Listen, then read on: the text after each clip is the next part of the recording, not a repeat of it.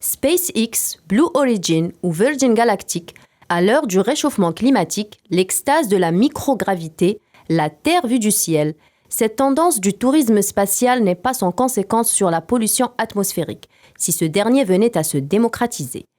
Il est difficile d'évaluer l'impact de ce type de tourisme sur la planète, dans la mesure où, à l'heure actuelle, il est exclusivement consacré aux fortunés. L'inquiétude pourrait survenir dès lors qu'une multiplication des navettes spatiales prendrait forme. Les défenseurs de l'environnement tirent tout de même la sonnette d'alarme, insistant sur l'accroissement de certaines émissions extrêmement nocives pour la planète. Pour rappel, un vol dans l'espace libérerait des millions de tonnes de CO2, alors que les vols civils à eux seuls en émettent pas moins de 600 millions de tonnes par an.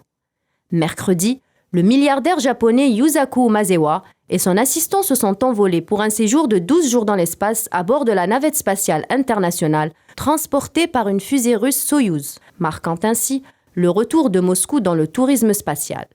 Jeff Bezos, quant à lui, sera à bord de Blue Origin ce jeudi pour la 3e fois et il sera accompagné de 6 personnes.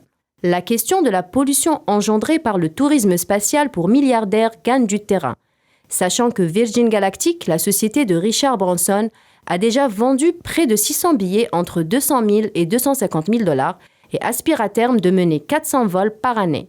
Si l'impact sur l'environnement de ces tickets semble à ce jour accessoire, la complexité sera prise en compte dans le cas d'une vulgarisation du tourisme cosmique.